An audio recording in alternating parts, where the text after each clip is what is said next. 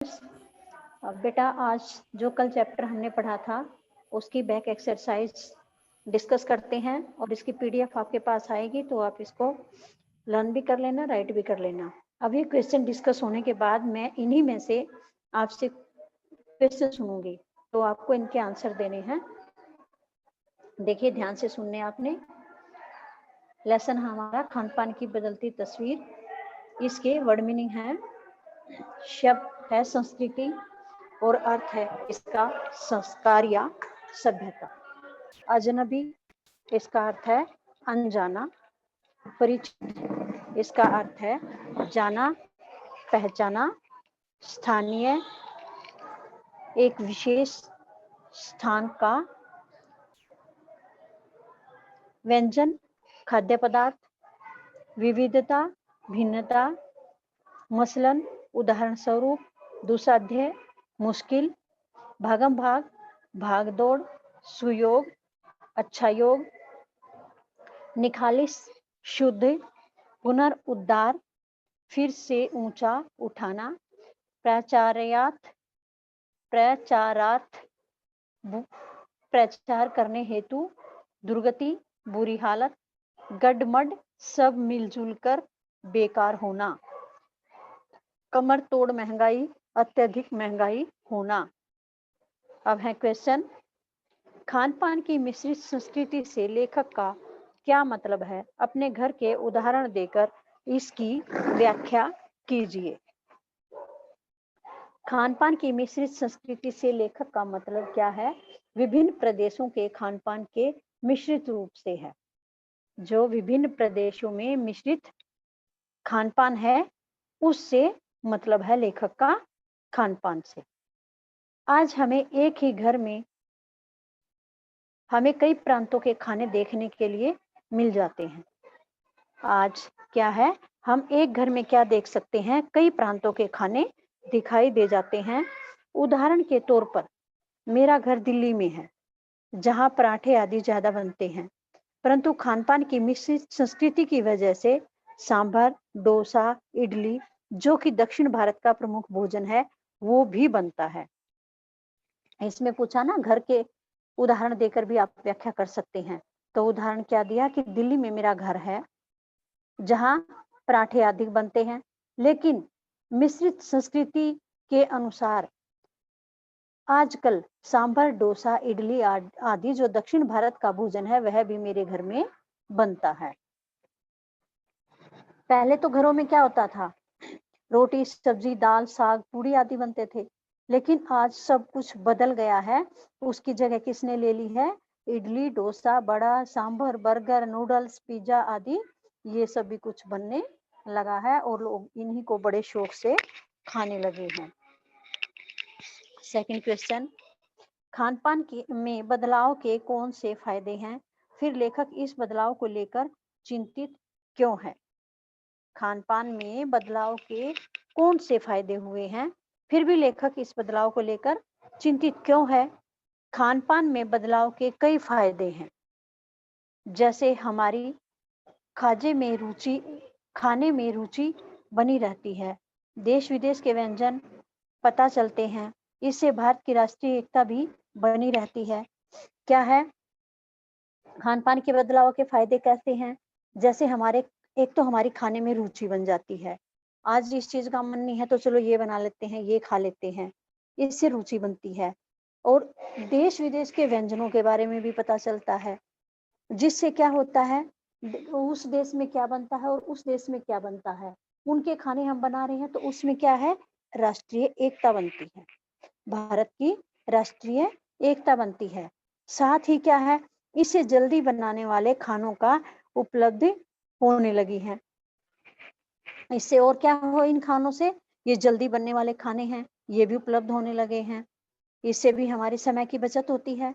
हम अपने स्वास्थ्य और स्वाद के अनुसार भी भोजन का चयन कर सकते हैं। हम अपने स्वास्थ्य को देखते हुए और स्वाद के अनुसार भी भोजन को चुन सकते हैं। हम क्या खाएं, जो इतने सारे नाम हैं इनमें से हम कोई भी बना करके खा सकते हैं। इन सब फायदों के बावजूद लेखक इसलिए चिंतित है क्योंकि इसके नुकसान भी हैं। लेखक इन सब के जो फायदे बता रहे हैं, उसके बाद भी चिंतित क्यों हैं? क्योंकि इसके नुकसान भी हैं। वो क्या हैं? जैसे स्थानीय भोजन की लोकप्रियता कम हो रही है। जो हमारा स्थानीय भोजन है, पुराने परंपरा से जो भोजन हमारा चला आ रहा है, वह क्या हो गया? उसकी लोकप्रियता कम हो गई और साथ ही खाद्य पदार्थों में शुद्धता की कमी भी होती जा रही है। जो खाने वाले पदार्थ हैं, उनमें शुद्धता की भी कमी होती जा रही है। कुछ लोग उन व्यंजनों का प्रयोग अत्यधिक करने लगे हैं। कुछ लोग क्या करने लगे हैं? उन व्यंजनों का प्रयोग बहुत अधिक करने लगे हैं, जो केवल स्वाद देते हैं, परंतु स्वास्थ्य के लिए हानिकारक है।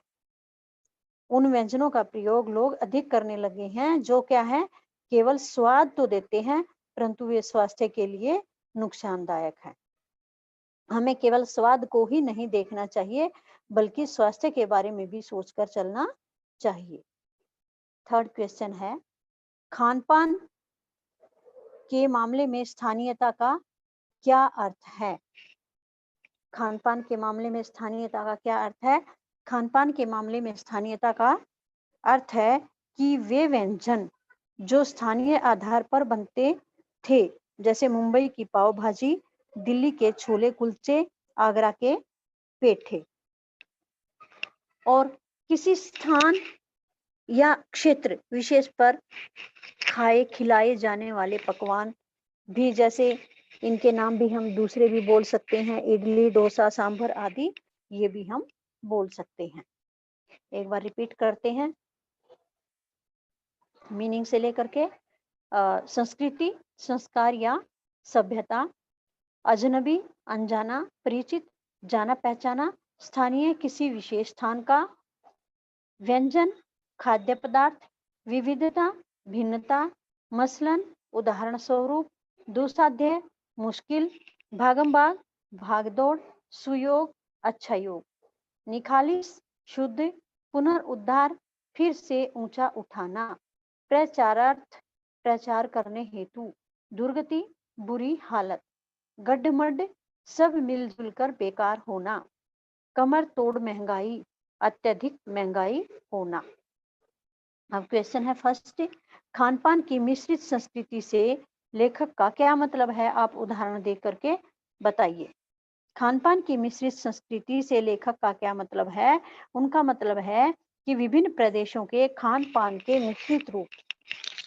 आज हमें क्या है, एक ही घर में कई प्रांतों के खाने देखने को मिल जाते हैं।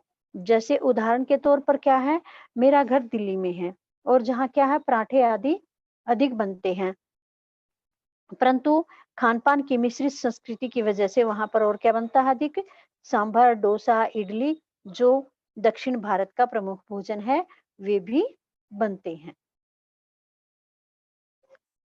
समय के अभाव में भी ये फास्ट फूड बनाए जाते हैं कि जो जल्दी बन जाए, समय की बचत हो जाए। खान-पान के बदलाव में कौन से फायदे हैं? फिर लेखक इस बदलाव को लेकर चिंतित क्यों है? खान-पान में बदलाव के कई फायदे हैं।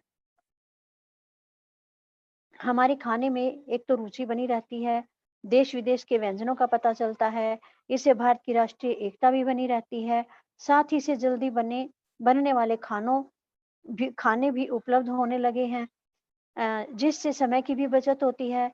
हम अपने स्वास्थ्य और स्वाद के अनुसार भी भोजन कर सकते हैं, उनका चुनाव कर सकते हैं। इन सब फायदों के बावजूद भी लेखक चिंतित क्यों है? इसके नुकसान भी हैं, जैसे स्थानीय भोजन की लोकप्रियता कम होती जा रही है और साथ ही खाद्य पदार्थों में शुद्धता की भी कमी हो रही है। कुछ लोग उन व्यंजनों का प्रयोग अधिक करने लगे हैं, जो केवल स्वाद देते हैं, परंतु स्वास्थ्य के लिए वे हानिकारक होते हैं। और देखिए, थोड़ा-सा इसको एक्सप्लेन कर रही हूँ। इसके फायदे हैं, दक्षिण भारत के व्यंजन जैसे इडली, डोसा, बड़ा, सांभर आदि देश के कोने-कोने में मिल जाते हैं। उत्तर भारत की ढाबा संस्कृति पूरे देश में फैल गई है। फास्ट फूड की प्रवृत्ति बढ़ गई है। कामकाजी महिलाओं को भी इससे बहुत फायदा हुआ है। चाइनीज नूडल्स पहले केवल अमीर लोगों की ही चाहत थी, परंतु अब सभी लोग इसको चाहने लगे हैं। 2 मिनट्स नूडल्स के पैकेट बंद रूप से सभी परिचित हो गए हैं और गुजराती ढोकला, गठिया आदि भी कई देशों में देश के कई हिस्सों में मिलने लगे हैं। लेकिन इसके बाद भी लेखक चिंतित इसलिए हैं कि एक तो स्थानीय व्यंजनों की कमी आ गई है, दूसरा स्थानीय व्यंजन अब शहरों की खास दुकानों पर मिलते हैं। जो हमारे स्थानीय पुराने व्यंजन है, वो शहर की केवल खास दुकानों पर मिलते हैं। आधुनिकता की इस दौड़ में विदेशी व्यंजनों ने अपना स्थान बना लिया है, जो हमारे स्वास्थ्य की दृष्टि से उचित नहीं है। खान-पान के मामलों में स्थानीयता का क्या अर्थ है? खान-पान के मामले में स्थानीयता का अर्थ है वे व्यंजन जो स्थानीय आधार पर बनते थे, जैसे मुंबई की पाव भाजी, दिल्ली के छोले कुलचे और आगरा के पेठे और इडली, डोसा, सांभर आदि। ये सभी अ, बाहर का खाना है। स्थानीय व्यंजन का इन्होंने रूप खुद ले लिया है। तो अब डिस्कस हो गए हैं क्वेश्चन। अब मैं आपसे सुनती हूँ। इसके बाद कल लेसन हम स्टार्ट करेंगे 15। आपको वो 15 लेसन रीड करके आना है, जिसका क्या नाम है? नीलकंठ। नीलकंठ लेसन आप रीड करके आओगे। कल नीलकंठ लेसन अगली मीटिंग में नीलकंठ लेसन पढ़ेंगे और इसको आपने लिखना है और याद करना है। तो अब मुझे सुनाइए। जिसका भी नाम बोलूंगी वही बच्चा सुनाएगा। जो अभी डिस्कस हुआ है इसमें से जितना भी आपको आए उतना आप सुना सकते हैं। राजन सर। यस